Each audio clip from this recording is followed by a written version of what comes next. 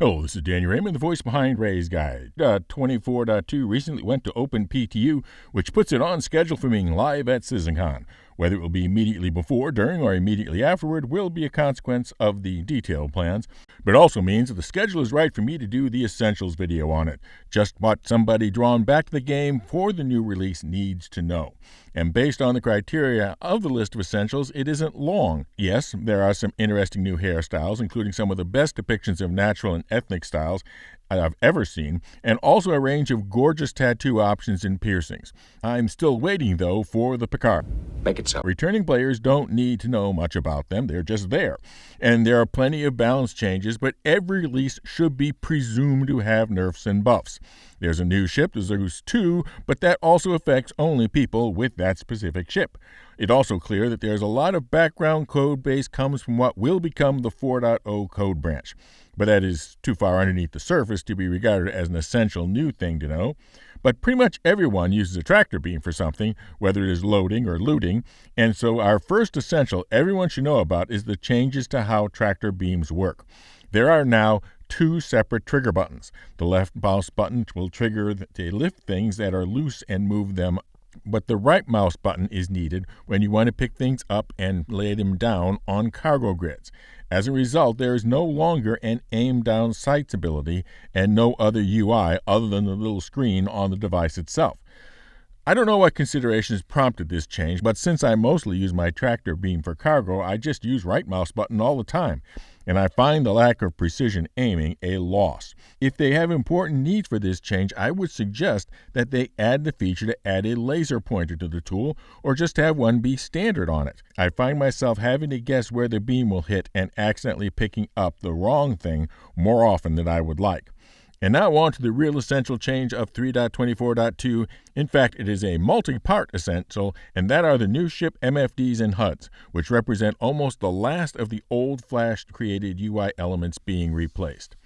So, first of all, how do you tweak these displays to your desires? Well, 2 ways, the more or less diegetic one, and then the keyboard one. In the diegetic one, you just hold the interaction key F and click on the previous or next buttons in the title bar. In the keyboard method, you have to first select which screen you want to change.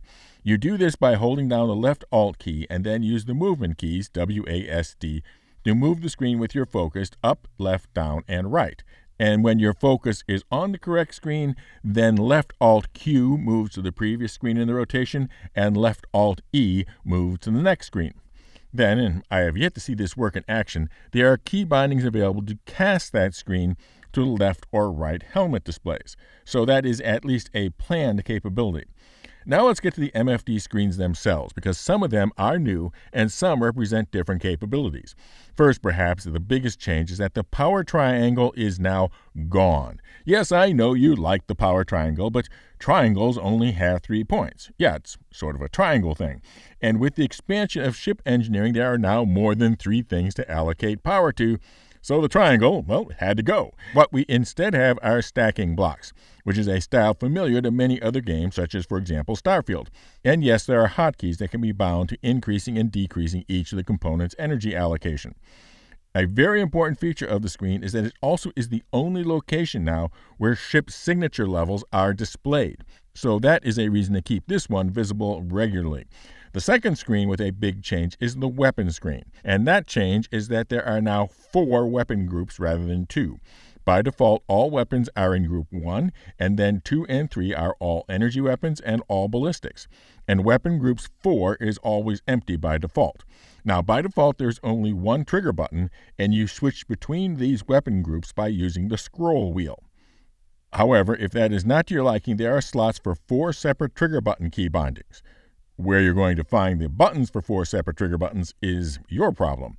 One screen that is completely new is the IFCS config window. This puts a large number of flight control options in the menu, also available in-game for more immersion. This might be a good choice for that screen that's not typically in view. Now, in the key bindings, there is a mention of a screen that is not part of the current set, but apparently is planned, and that is called the diagnostic screen. My guess is that this is a way of having the engineering system screen available in the pilot or co-pilot chair. The remaining screens, shields, scanning, communications, self-status, and target status are pretty much new appearances on the old functions of the former screens. And that is really all you need to know, coming back from 3.24.1 to 3.24.2.